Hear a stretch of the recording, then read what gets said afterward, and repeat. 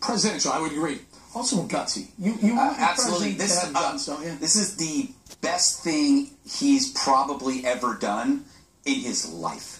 Because you know what's brilliant about this? The invitation was a formality.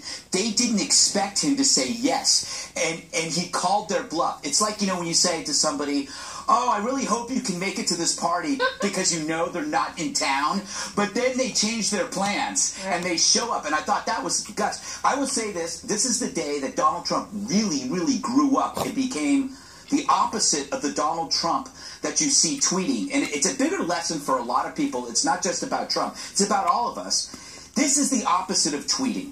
When you go on Twitter, you can be defensive, you can be catty, you can be small, and you can be petty. Or you can do this, and you can go to the source and you can talk to a human being, right? And when you talk to a human being, you can't help but look better. And this is what, I mean, when I was looking at this, I was like going, wow, this is amazing, because for the last couple of weeks, I'm so tired of the tweeting Trump. Where is this Trump? And yeah, saw it. And hopefully he doesn't tweet for a while until after the immigration. Yeah, don't do anything today. Do not do anything today. Well, let me bring this up to you. The State Department said Trump shouldn't be making this trip. Now, in hindsight, wow, are they going to eat their words? No, I mean, obviously he's not our president, and he has no diplomatic standing. But so from the State Department's point of view, you have a citizen of the United States going over there as if he's an official of the United States. You can understand why they impose that. But I would say that in terms of the politics of it, which is what fascinates me, because I think he took a high risk by going over there, and I think it came off pretty well. Does it change any minds? And on that score, I don't think so. I don't think Nieto certainly didn't say, "Oh yeah, you know what?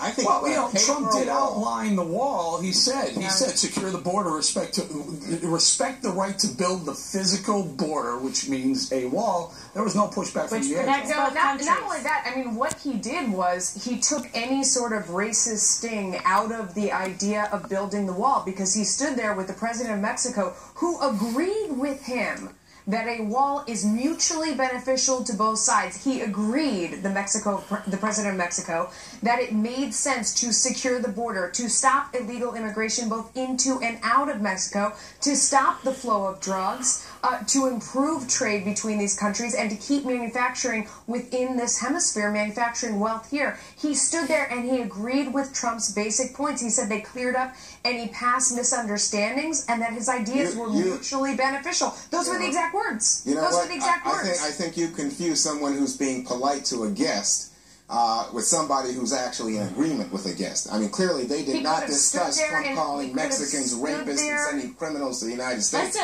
He's the president of the United States. The president of Mexico. He could stand up for himself. He did. Absolutely. But he was not going to be rude to the guy. Yeah, but you know what? But you're not giving him enough credit to be his own man, to represent his country, to speak his mind, and to say what he thinks. They invited him.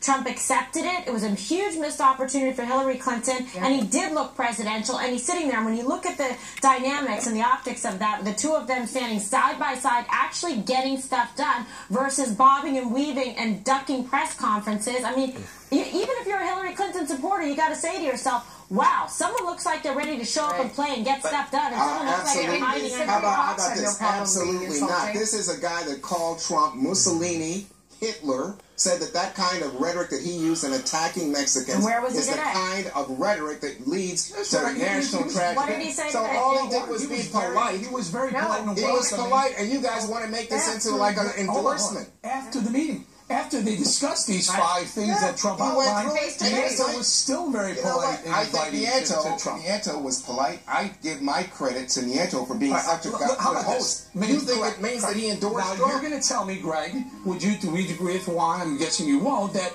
there are a lot of Hispanics out there, a lot of Latin Americans out there living in the country who have the right to vote, and they've seen Nieto treat Trump with respect and didn't push back on his wall.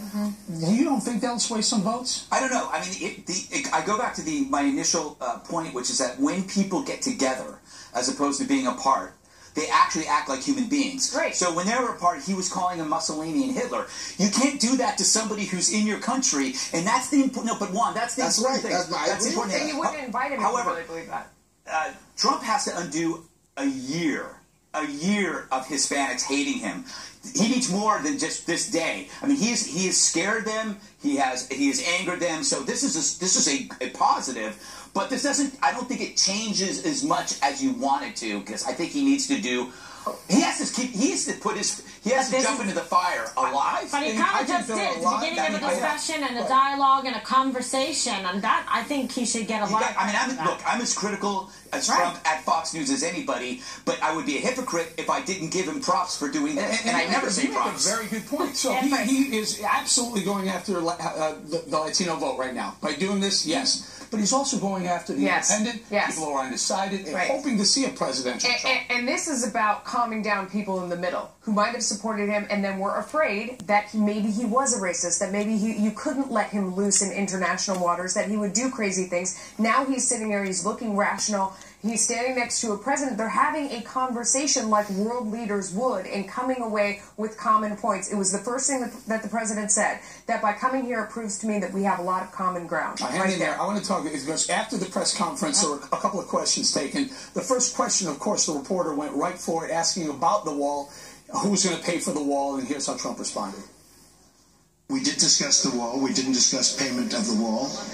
That'll be for a later date. Have there been misinterpretations or statements that unfortunately had hurt and impacted Mexicans in terms of the perception that the candidate had expressed, and which I absolutely respect, that the Mexican people had felt insulted by certain comments, but I was certain that his genuine interest is to build a relationship. All right. Juan, you want to take that one? Sure. I mean, I think he was very polite, and I'm so glad that he treated his guest with decency. But the fact is, I don't think it's going to make a dime's worth of difference with the Latino vote, for sure. You don't think so? Because we're right. I think the most recent Fox poll was right around 20%. Let me just tell you something. Or so, ballpark. No, about approval. 20%. About 20%. Well, let's take a look going forward. No, but let me just say, here's the point. It has nothing to do with the Latino vote. It has everything to do with. You just said it. That was your line. You don't think it will affect the Latino vote? That's right, because it's 80% are in opposition, and they're not changing after a year being demeaned by Donald Trump. But they are going to dinner on it. Fine, I'd love to have dinner. Okay, but I'm just telling you. Me too. I'm just saying that I think the real point here is like the 53% of Republicans who think there should be a way for illegal immigrants to have a pathway to citizenship in this country. And among especially, I noticed this in a column today in the Wall Street Journal by Jason Riley, it was among Republicans under 30, almost 65% of Republicans think there should be a legitimate pathway. So tonight, Trump has an opportunity, a speech in Phoenix, to talk to those Republicans who say, you know, let's talk about mass deportation, a deportation force. They're going to say, we don't, you know, and in fact, even opponents, people who like Trump, think, oh, you know what, this sounds a lot like Obama's policy. Filibustering here, Ron. Let's bring it around. Go ahead, KG. Okay, I'm going to shut it down, the filibuster. So what you heard here was the beginning of that conversation and dialogue with Donald Trump focusing on some specifics and saying that they had agreement and accord on the issue of ending illegal immigration. Illegal immigration hurts Mexico, hurts the United States. It hurts families that are taking risks and putting everything on the line to try to get into this country. This is a country that was based and founded on immigrants, people coming over here that wanted to work hard to help build this incredible country that we have. We are not honoring anyone if we are encouraging people to risk their lives and their children's lives coming over here illegally. The point is, follow the laws in the book. That is the pathway to citizenship that so many have been able to take and live, prosper with their lives, with their families here in this country, and that's what we need more of. How do you do? Oh, I thought, well, just by showing up, which is, as Woody Allen says, 90% of life is just showing up, and Hillary didn't show up, but then again, she was in Ohio, which is also extremely smart.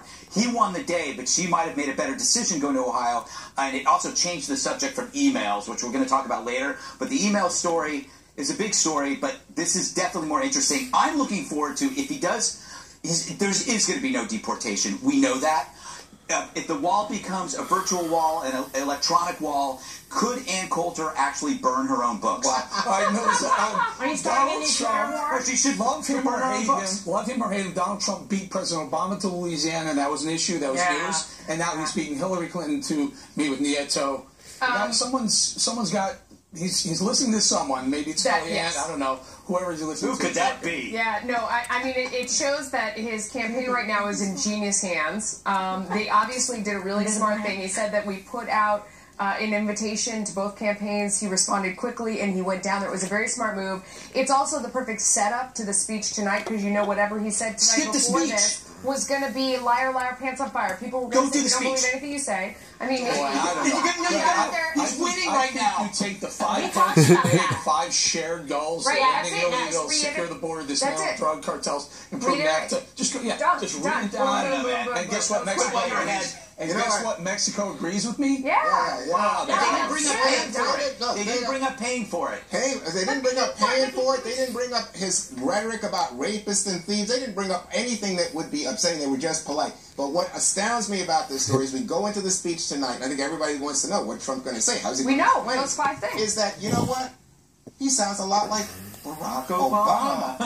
Who doesn't enforce any of it. You know what else he did on that debate stage? In that debate stage in a couple of weeks, he has now a huge, let's call it a Trump card in his pocket saying, look, you may not like my plan, but guess who does? Guess who is in agreement with me? Yeah, and Nieto said that Trump showed. I respect his words, Juan. Take a listen. What he said, all he said was, that's right, he was polite. He didn't want to get into a fight with him. Oh my God! Well, he's being polite. We're talking about a foreign policy. Let me get this straight. Here's the one thing you and I both know about Donald Trump.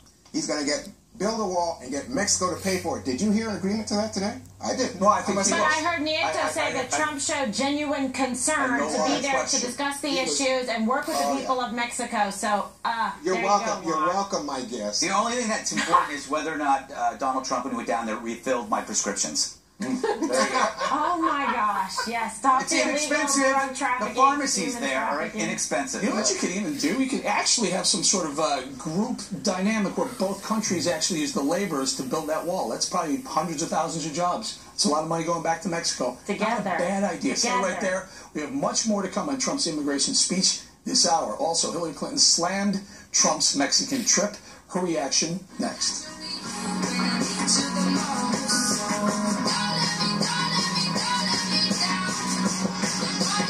This program is brought to you by